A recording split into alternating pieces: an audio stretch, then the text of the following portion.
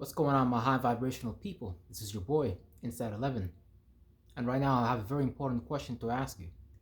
Why did you choose to settle for the thoughts and feelings of your mother and father?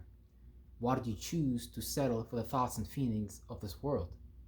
Why did you choose to settle for thoughts and feelings that are not even benevolent for you? Why do we hang out with people, places, things that we don't even love and they don't even love us? Because we have settled for less than what we are worth. And the people we are hanging around with have settled for less than what they are worth. So now this creates a toxic situation. This creates a situation of hate.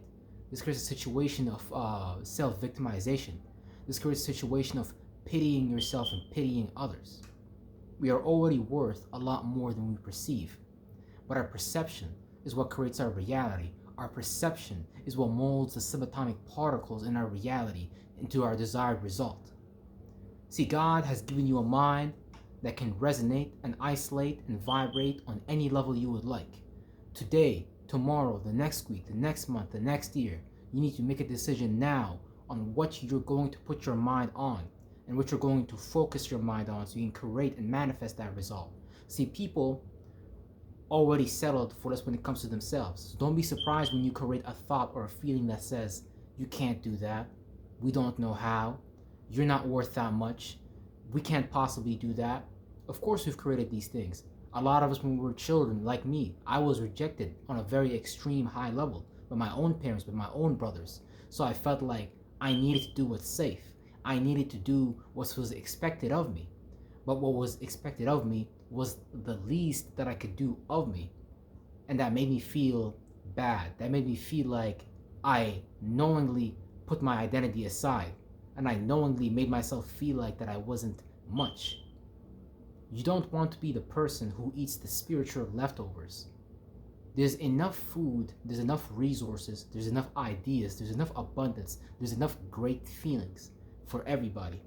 But we choose less for ourselves because everybody around us has taught us to choose less for ourselves. We choose less for ourselves because we see everybody has settled for the things that everybody's supposed to settle for. But you're not supposed to do any of that. It's just simply what you have chosen. People like fashion, people like being entertained, people like food, and there's nothing wrong with these things. But when we make these things our life, when we make these things our core identity, when we make these things more than what they are, then you have lost yourself into the things of the world, and you are no longer able to connect with your source, with your God, with your ability to transform yourself, transform the reality around you. See, we see this all the time.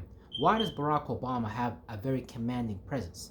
Why is it that he's on stage speaking about the destiny of America and the destiny of the people within America?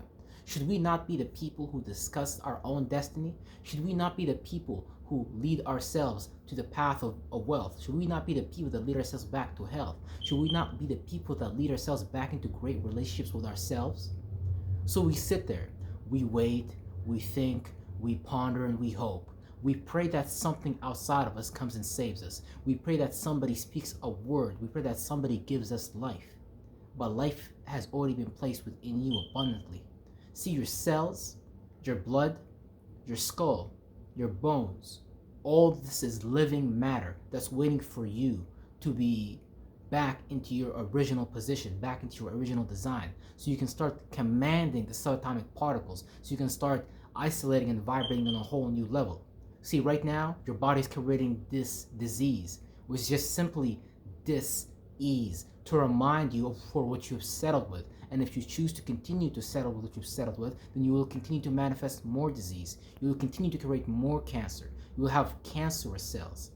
You don't need to have cancerous cells, not in the unit within the family, not within the workplace. It's simply because we choose the wrong thing. And it's not a matter of right and wrong, but your life and your spirit will continuously show you that workplace, those co-workers, those associations, those friends, that health and routine and diet, that dream that you have settled for, which is an illusion, the desire that you keep being stuck in and you keep creating again and again, those things are less of what you are supposed to truly have in your life. So today, you need to make a decision and you need to change your life. You need to make it a concrete decision. And it's very, very difficult to make this concrete decision without knowing yourself. This is why I'm here to assist you with making that concrete decision and figure out your own attributes and characteristics so you can begin to stick to those attributes and characteristics, and you can start manifesting from those attributes and characteristics instead of you using somebody else's attribute and characteristic, instead of you praying to Jesus, waiting for Jesus to come and help you, instead of you waiting for Muhammad to come and help you. You need to understand what God has already put in you.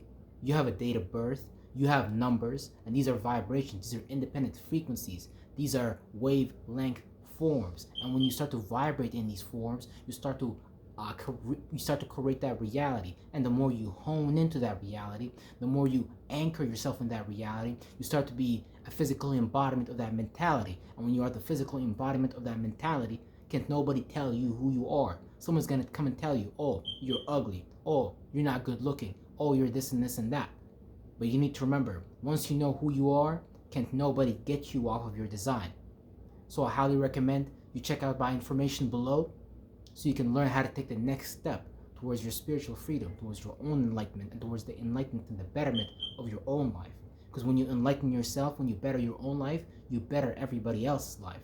Now people are going to look at you like you're crazy. People are going to look at you like, why is Jim Bob, why is Jimmy doing that? But you need to understand, Jim Bob and Jim Rohn is doing that because Jim Bob and Jim Rohn understand what's good for them. They're no longer worried about what's good for everybody else. They understand that for them to get to the next level of their lives, they understand that they need to isolate and vibrate on their own design, and not the church's design, not Supreme's design, not Drake's music, not my words. You need to learn about your design, your independent signature, your independent frequency. So you know I will infinitely see you on the next message.